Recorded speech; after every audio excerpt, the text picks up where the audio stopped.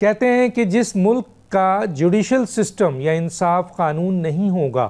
تو اس ملک میں سیاسی عدم استحکام آئے گا، سماجی عدم استحکام آئے گا، اخلاقی عدم استحکام آئے گا، اور اس کی وجہ سے ملک میں معاشی عدم استحکام آئے گا۔ اور معاشی عدم استحکام اگر آتا ہے جس ملک میں، وہ ملک پھر ترقی نہیں کر سکتا، چل نہیں سکتا۔ کیسے دیکھتے ہیں جناب اس پورے سچویشن کو، اور کیا آپ 27ویں ترمیم اور 26ویں ترمیم کے اسکول آف تھاٹس میں کس طرف کھڑے ہیں، کیسے دیکھتے ہیں؟ جی شکریہ ڈاکٹر دانش صاحب۔ دیکھیے، کسی بھی ملک کے اندر جب تک انصاف جو ہے وہ ہوتا ہوا نظر نہ آئے، اس ملک کے اندر کچھ اور چیز پھر بھی آگے بڑھ ہی نہیں سکتی ہے۔ یہ ہمیں پتہ ہے کہ بہت سے ممالک ایسے ہیں جہاں اس طرح کا جمہوری نظام نہیں ہے، مگر وہاں عدل کا نظام بہتر ہونے کی وجہ سے انویسٹمنٹ آتی ہے، کیونکہ لوگوں کو پتہ ہوتا ہے کہ اگر ہمارا کوئی ڈسپیوٹ کسی پارٹی سے ہوا یا حکومت کے کسی ایکشن سے ہمیں نقصان ہوا، تو عدلیہ ایک بالکل منصفانہ طور پر وہ ہمیں کرے گی۔ تو یہ بہت ضروری ہوتا ہے کہ کسی بھی ملک میں جو صحیح آربیٹریٹر ہوتا ہے، جس کے اوپر سارے اعتماد کرتے ہیں، اور آئین کا بھی یہی منشا ہوتا ہے کہ ان کی آزادی کو، ان کی جو افیکٹونیس ہے، اس کو بالکل نہ چھیڑا جائے۔ مگر یہاں یہ کیا گیا ہے کہ ان کی تعیناتی ہو، ان کی ٹرانسفرز ہوں، ہر چیز میں ثابت کیا گیا ہے کہ ایگزیکٹو جب چاہے ان کو تنگ کر سکتی ہے۔ اب ظاہر ہے کہ اگر آپ ایسے ججز لگائیں گے جو آپ کے مرہون منت ہوں، اور جو آپ کے مرہون منت نہیں ہوں گے ان کو پھر آپ اور طریقے سے مجبور کریں گے کہ وہ یا تو مرہون منت رہیں یا پھر وہ چھوڑ دیں۔ اور یہ جو آپ نے دیکھا کہ اس میں سب سے بری بات جو ہوئی ہے وہ یہ ہوئی ہے کہ انہوں نے اس کے جو ججز کے تبادلوں کا ذکر فرمایا ہے، تو یہ کوئی سرکاری ملازمت نہیں ہے، یہ کانسٹیٹیوشنل پروویژنز ہیں اور پوزیشنز ہیں، ان کو آپ سبارڈینیٹ نہیں کر سکتے ہیں۔ یہی ایک چیز ثابت کرتی ہے کہ منشا یہ نہیں ہے کہ آزاد عدلیہ اور ایک انصاف کی فراہمی کی جائے، بلکہ یہ ہے کہ ایگزیکٹو کا کنٹرول بڑھایا جائے۔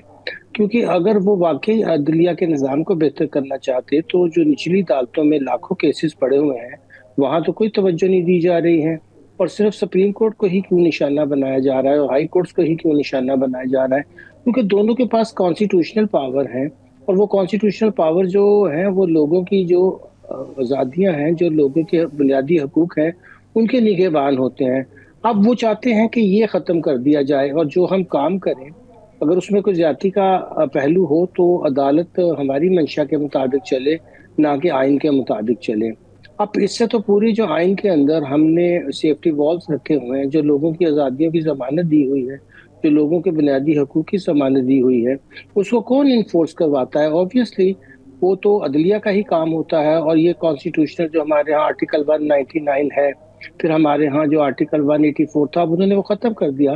اور دیکھا کہ اس عدالت کو تو ہم کنٹرول نہیں کر پا رہے ہیں۔ اس میں ہم نے آئینی بینچ بھی بنا کے دیکھے، مگر ہمیں اب ڈیفیکلٹی آ رہی، کیونکہ جب 26ویں ترمیم چیلنج ہوئی تو انہوں نے بینچ نے بارہا کہا کہ جی ہم تو چاہتے ہیں کہ سارے ہی آئینی جو ہیں وہ بینچ کے جج ڈکلیئر کر دیے جائیں، اور ہمیں کوئی اعتراض نہیں ہے اگر سارے اس کو سنیں۔ اس نے میرے خیال میں ایک الارم کریٹ کیا، اور اس لیے انہوں نے 27ویں بھی تیار رکھی ہوگی کہ اگر ایسی صورتحال پیش آئی تو ہم عدالت ہی علیحدہ کر دیں گے، اور پھر وہ عدالت ہماری مرضی کے مطابق چلے گی۔ اور وہاں جو تقرریاں ہوئی ہیں وہ بھی اسی طرف اشارہ کرتی ہیں کہ وہ کنٹرول کی پالیسی ہے، نہ کہ عدل کی فراہمی کو یا عدل کی مؤثر ہونے کو بہتر کرنے کی کوئی خواہش ان کے دل میں ہے۔ تو ترامین جب بھی کوئی آئین میں کی جاتی ہیں تو ایک سیریس معاملہ ہوتا ہے، وہ 48 گھنٹے میں یا 24 گھنٹے 20 گھنٹے کی بات نہیں ہوتی۔ آپ ان کو پبلش کرتے ہیں، اسٹیک ہولڈرز کے رائے لیتے ہیں، اس کے اوپر بحث ہوتی ہے، میڈیا کے اندر لوگ بات چیت کرتے ہیں، اور پھر اس کے